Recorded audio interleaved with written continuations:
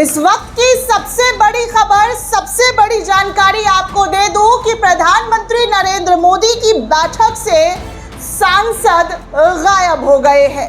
जी हां, यानी कि जिस मीटिंग को बुलाया गया था उस मीटिंग में सांसद पहुंचे ही नहीं।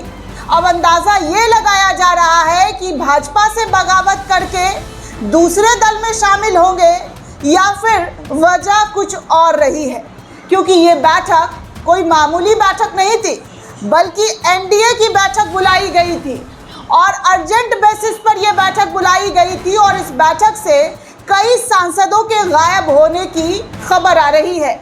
यानी कि इस बैठक में, इस मीटिंग में ये सांसद नहीं पहुंचे हैं। साथ ही साथ आपको एक और खबर, एक और जानकारी दूंगी जहां पर भारतीय जनता पार्टी को शायद बड़ा झटका लगा है, क्योंकि इस्तीफा हो गया है दोस्तों।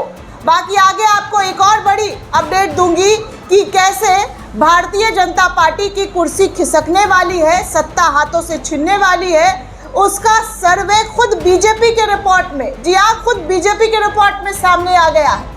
अब ऐसे में चौतरफा तरीके से भारतीय जनता पार्टी कैसे घिरी हुई है और अपनी कुर्सी कैसे बचाएगी, ये तो भगवान ही जाने। क्योंकि जिस भगवान के सहारे उत्तर प्रदेश में इन्होंने सत्ता काबिज किया था, उत्तर प्रदेश के साथ साथ देश के कई राज्यों में इन्होंने सत्ता पाया। उसके बाद केंद्र सरकार में, जी हाँ, केंद्र में इनकी कुर्सी बनी, सरकार बनी, कुर्सी पर ये बैठे। लेकिन उसी भगवान के मंदिर में क्या किया है, अब शायद भगवान भी इनसे राजी नहीं है। वो कहते हैं ना कि आपके कर्मों का फल आपको इसी जन्म में मिलता है, तो वही कर्मों का फल शायद उनको इसी जन्म में मिलना शुरू हो गया है। एक के बाद एक करके जो खबरें आ रही है वो भारतीय जनता पार्टी की राजनीति के लिए अच्छी खबर साबित नहीं हो सकती दोस्तों, क्योंकि यहाँ पर एक नहीं बल्कि तीन सांसद एनडीए की बैठक में गायब थे।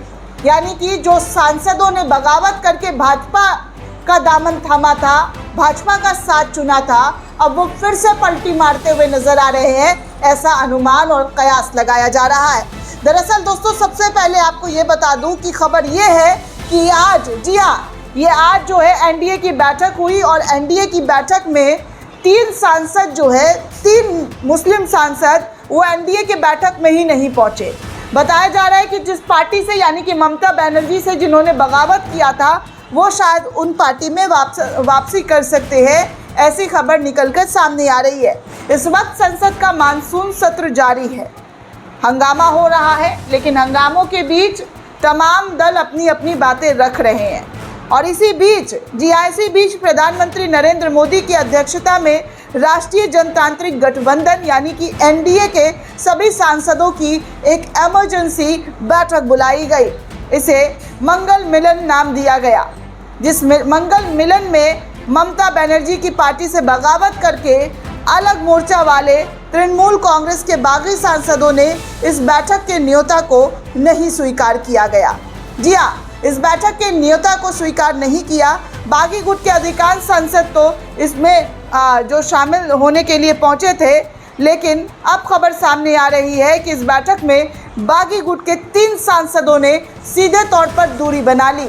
कहा जा रहा है, टेलीग्राफ इंडिया की रिपोर्ट के मुताबिक इस रिपोर्ट में दावा किया जा रहा है कि ममता गुट के भीतर उठते बगावत को लेकर जब उनके करीबी सांसद सौगत राय से सवाल पूछा गया तो उन्होंने एनडीए की मंगल मिलन बैठक में 3 मुस्लिम सांसदों की अनुपस्थिति का मुद्दा उठाया। आपको बता दें कि इस पूरे मामले में, इस पूरी मीटिंग में खुद प्रधानमंत्री नरेंद्र मोदी, गृह मंत्री अमित शाह और जेपी नड्डा की मौजूदगी थी। इस बैठक में 3 सांसद जो नहीं आए वो बागी रुख इख्तियार करते हुए तृणमूल कांग्रेस को, ममता बनर्जी को धोखा देकर भाजपा की एनडीए में शामिल हो गए थे।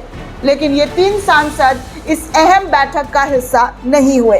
गायब रहने वाले सांसदों में बताया जा रहा है, सबसे पहला नाम यूसुफ पठान, अबू तोहर खान और खलीलुर रहमान का नाम शामिल है। 3 सांसद मंगलवार को संसद में उपस्थित होने के बावजूद एनडीए की इस उच्च स्तरीय बैठक में शामिल नहीं हुए। बीजेपी के केंद्रीय राज्य मंत्री संकुत मजुमदार ने भी इन तीनों सांसदों की अनुपस्थिति की पुष्टि की है और कहा है कि ये लोग इतने अहम बैठक में मोदी के जरिए, अमित शाह और जेपी नड्डा के जरिए यह बैठक बुलाई गई थी, इस बैठक का हिस्सा नहीं हुए। सौगत राय ने दावा किया है कि मुर्शिदाबाद से आने वाले सांसद एनडीए की विचारधारा से सहज नहीं है और ममता बनर्जी के खेमे में वापसी का तलाश कर रहे हैं। उन्होंने कहा कि वो स्वतंत्र और धर्मनिरपेक्ष व्यक्ति हैं और एनडीए का गठबंधन उनके स्वभाव से अनुकूल है। उन्होंने आगे कहा कि ये तीनों सांसद तृणमूल कांग्रेस में वापस आना चाहते हैं, या तो वो औपचारिक आवेदन दे सकते हैं या नेतृत्व इस पर विचार करेगी और उसे पार्टी में ले लेगी। दोस्तों, आप सभी को पता है कि तृणमूल कांग्रेस जब से बंगाल हारी है, वहां पर 20 सांसदों ने बगावत करके ओम बिरला के पास जाकर अपना दल बदल लिया था, अपने आप को दूसरी पार्टी यानी कि एनडीए के सहयोगी दलों में शामिल कर लिया था। लेकिन अब 3 सांसदों का मन बदलता हुआ नजर आ रहा है, जिसमें साफ तौर पर दिखाई दे रहा है कि भारतीय जनता पार्टी की जो विचारधारा है इन लोगों के पल्ले नहीं पड़ रही है। हालांकि ये तीनों मुसलमान सांसद हैं, लेकिन क्या हुआ, मुस्लिम सांसद हैं तो सांसद तो है ना। इन्होंने पहले बगावत करके भाजपा का दामन थामा, लेकिन अब भाजपा में भी इनका मन नहीं लग रहा है। कुल मिलाकर देखें तो जो बागी नेता है, पहली बार हो रहा है दोस्तों कि बगावत करके किसी पार्टी में गए, लेकिन अब उस पार्टी से जाकर फिर से पुरानी पार्टी में शामिल होते हुए नजर आ रहे हैं। बाकी आपको बता दूं तो भारतीय जनता पार्टी में एक इस्तीफा हो गया है। जी हाँ, भारतीय जनता पार्टी में एक इस्तीफा हो गया है। इस नाम से आप सभी वाकिफ होंगे। अक्सर आप गोदी चैनल्स के डिबेट में देखते होंगे हिंदू मुसलमान करता हुआ ये शख्स शहजाद पूनावाला भाजपा का इतना बड़ा भक्त बन गया था, इतना बड़ा भक्त बन गया था कि भाजपा को डिफेंड करने के लिए किसी भी हद तक जाता था। लेकिन अब खबर आ रही है कि शहजाद पूनावाला ने भारतीय जनता पार्टी की इस जो पद से, जो इनका राष्ट्रीय प्रवक्ता का पद था, उससे इस्तीफा दे दिया है। शहजाद पूनावाला 2017 से भारतीय जनता पार्टी में शामिल हुए थे कांग्रेस को छोड़कर, और अब वही बीजेपी को छोड़ दिया है, बीजेपी से इस्तीफा दे दिया है। सोशल मीडिया और मीडिया के रिपोर्ट्स के मुताबिक उन्होंने भाजपा के शीर्ष नेतृत्व को अपना इस्तीफा सौंपा है। उन्होंने सोशल मीडिया प्लेटफॉर्म एक्स पर अपना बायो तक बदल लिया है और उसमें भाजपा का जिक्र भी सीधे तौर पर हटा दिया है। जानकारी के मुताबिक उन्होंने इस इस्तीफे के कारण का अभी तक कोई खुलासा नहीं किया है। बताया जा रहा है सूत्रों के हवाले से कि निजी कोई कारण है जिसकी वजह से पुणे वाले को इस्तीफा देना पड़ा, जो भाजपा का पट्टा वट्टा भगवा वस्त्र धारण करके जगह जगह घूमते थे, गोदी चैनल्स में डिबेट करते थे, मुसलमानों को नीचा दिखाते थे। आज वही इस पार्टी से टाटा बाय बाय अलविदा कहते हुए नजर आ रहे हैं। बाकी आपको बता दूं दोस्तों, तो इस वक्त भाजपा का सर्वे हुआ है। जी हाँ, भाजपा का सर्वे हुआ है और इस सर्वे में भारतीय जनता पार्टी को 52 से 67 सीटों का नुकसान होता हुआ सीधे तौर पर उत्तर प्रदेश विधानसभा चुनाव में नजर आ रहा है। यानी कि भारतीय जनता पार्टी की कुर्सी कैसे उत्तर प्रदेश से खिसकती हुई नजर आ रही है, वो साफ तौर पर उनके खुद के सर्वे में दिखाई और सुनाई दे रहा है। दरअसल बताया जा रहा है कि यूपी विधानसभा चुनाव से पहले भाजपा की ओर से कराए गए आंतरिक सर्वे रिपोर्ट को बड़ा झटका लगा है। रिपोर्ट बतलाती है कि मौजूदा हालात में अगर चुनाव हुए तो भाजपा को बहुमत के लिए संघर्ष करना पड़ सकता है। भाजपा को यहां सीधे तौर पर 52 से 67 सीटों का नुकसान हो सकता है। भाजपा को 190 से 205 सीटें मिली थी, बहुमत के लिए 202 सीटें चाहिए, लेकिन अब भाजपा को 255 सीटें, जी हाँ, अब भाजपा के लिए बड़ी मुसीबत जो है वो सामने आ रही है, क्योंकि अभी कुल भाजपा के पास जो है उत्तर प्रदेश के अंदर 257 विधायक है।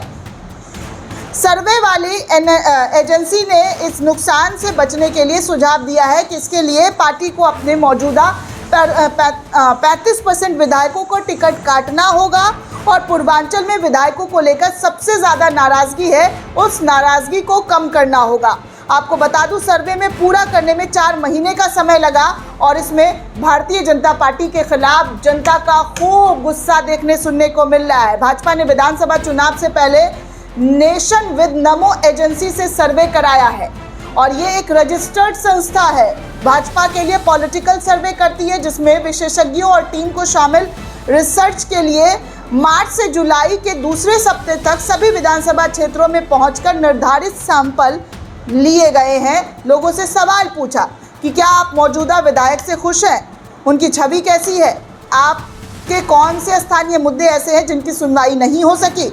सीट का जातिगत समीकरण क्या है? किस जाति के कैंडिडेट को आप चाहते हैं? भाजपा और विपक्ष से संभावित उम्मीदवारों की राय ली गई और इसमें जनता की राय बटी हुई नजर आई, जनता की नाराजगी देखने को मिली और कुल मिलाकर इनको बड़ा झटका, जी हाँ बड़ा झटका उत्तर प्रदेश से लगता हुआ दिखाई दे रहा है।